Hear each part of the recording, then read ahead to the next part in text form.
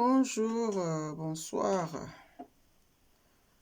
Oui, je suis Madame Bilonda Mpenda Georgette, présidente de l'ONG KICAF et coordonnatrice de l'association SOEC et DDD ASBL, qui est une synergie de 21 organisations de la société civile cadrant dans l'environnement, changement climatique, désertification et lutte contre la pauvreté. Voilà. Nous sommes dans les préparatifs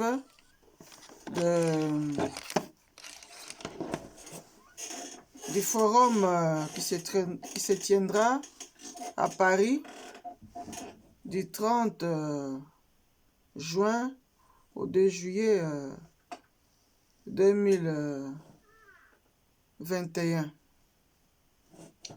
Alors, notre ONG a toujours sensibilisé sur la justice climatique. Vous pouvez aller dans notre site KICAF. Notre ONG a également toujours parlé de taxes carbone. Alors, nous avons déjà fait un projet de participation à au forum de Paris, le forum Génération Égalité FGE. Et nous avons un thème et sous-thème, plus 4 interventions prévues. Bon, si le comité nous accepte, nous allons bien présenter notre projet. Alors, c'est quoi notre projet?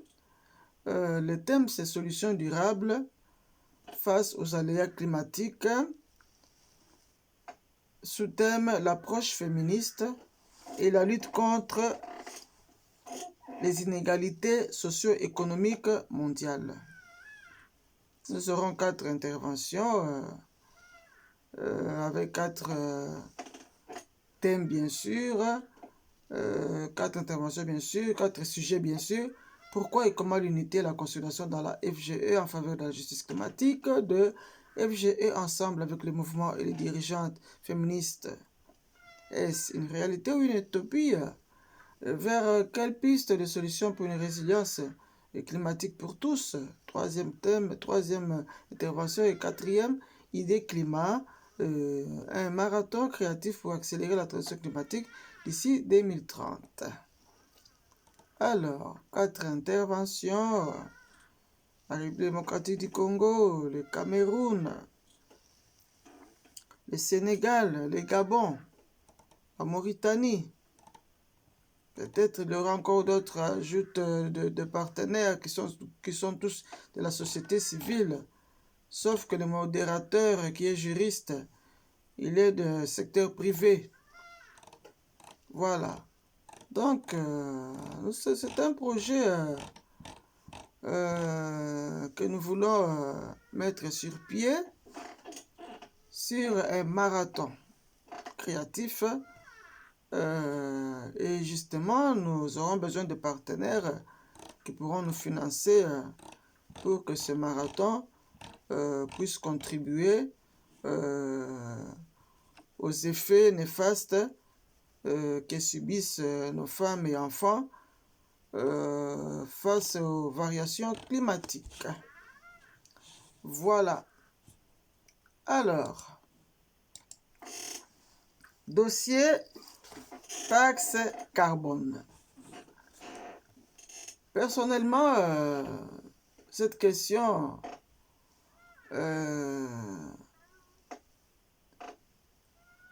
à considérer est une question de portée internationale qui concerne tous les citoyens du monde. Alors,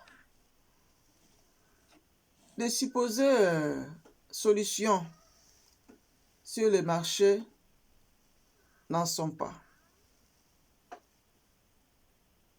Jusqu'à présent, les réglementations et les négociations sont en revanche essentielles. Sans réglementation, sans négociation, il n'y a pas d'aboutissement. Alors, c'est quoi les réglementations en fait? Ce sont les normes qui sont différentes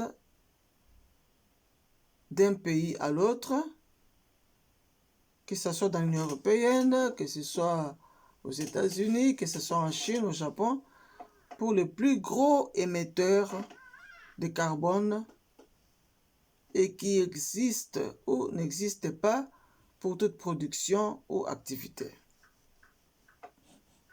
Mais les négociations qui existent sont globales sur des objectifs et pas sur des moyens. Il n'y a que des objectifs, mais il n'y a pas de moyens. Et il n'y a pas de traités internationaux et peu de normes nationales contraignantes, ce qui est indispensable si on veut vraiment avancer. Par exemple, l'Union européenne a décidé en décembre 2020 sur un nouvel objectif climatique pour 2030. À l'issue d'une longue nuit de négociations, ces émissions devront décroître d'au moins 55% d'ici 2030 par rapport au niveau de 1990, contre un précédent objectif de baisse de 40%. Tout cela, je pense que ce ne sont que des vœux. Des vœux pieux.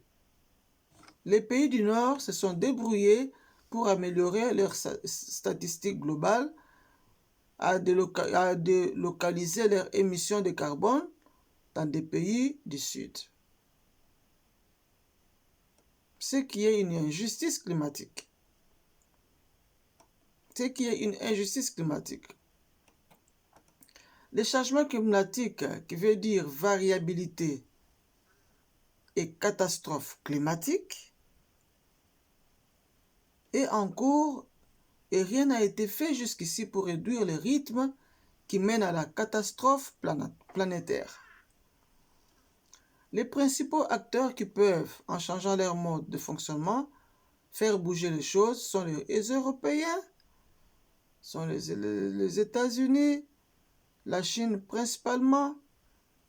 Il y a des victimes partout dans le monde depuis de nombreuses années et en particulier en Afrique. Qu'est-ce qu'on peut faire?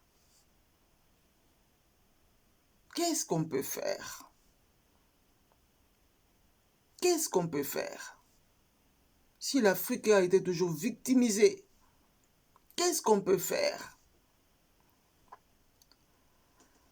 Bien sûr, un plaidoyer vers ceux qui sont les acteurs de ces changements.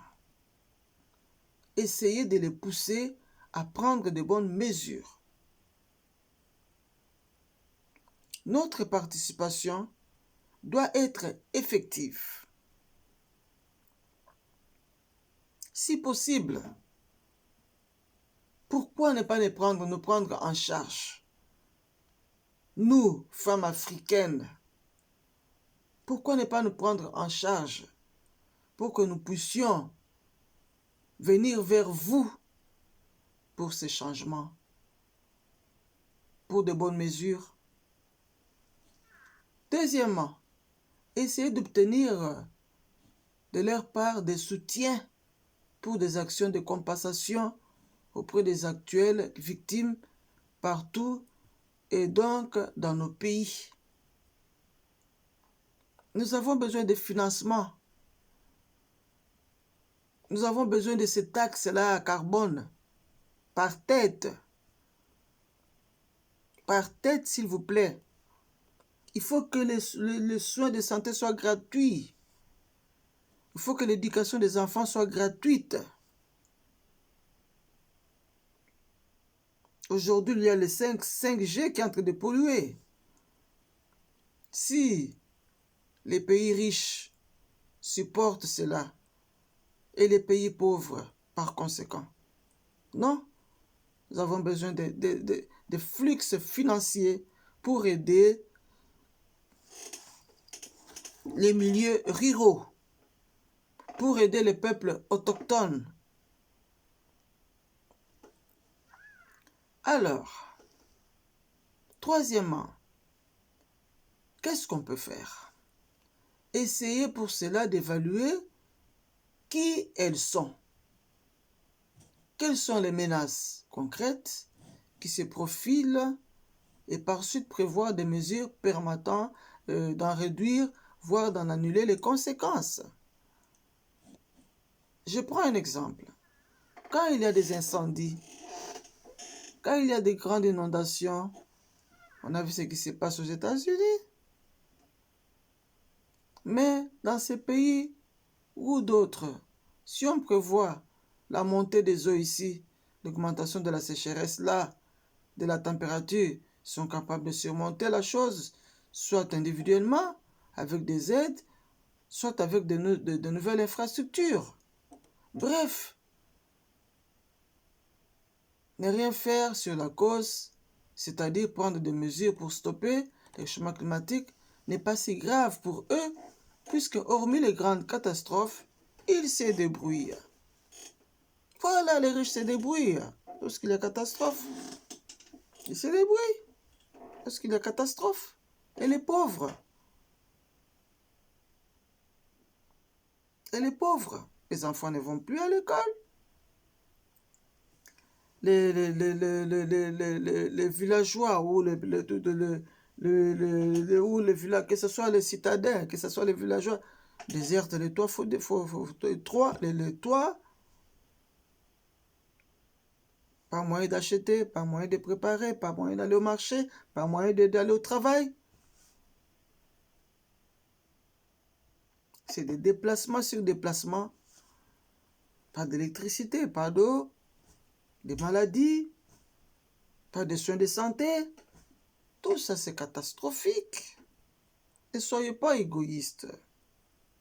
Ne soyons pas égoïstes. Il faut une justice climatique pour tous et taxes de carbone par tête. Alors, ce n'est pas facile. Alors, que faire si je suis du Bangladesh, ou de la République démocratique du Congo, ou de la Mauritanie, ou du Cameroun, ou du Sénégal, ou de l'Afrique du Sud, ou du Gabon? J'ai absolument besoin qu'on stoppe le réchauffement climatique pour que les populations de nos pays ne souffrent pas plus qu'elles souffrent déjà de difficultés matérielles. Essayez d'obtenir toutes les aides possibles. C'est ce qui nous importe.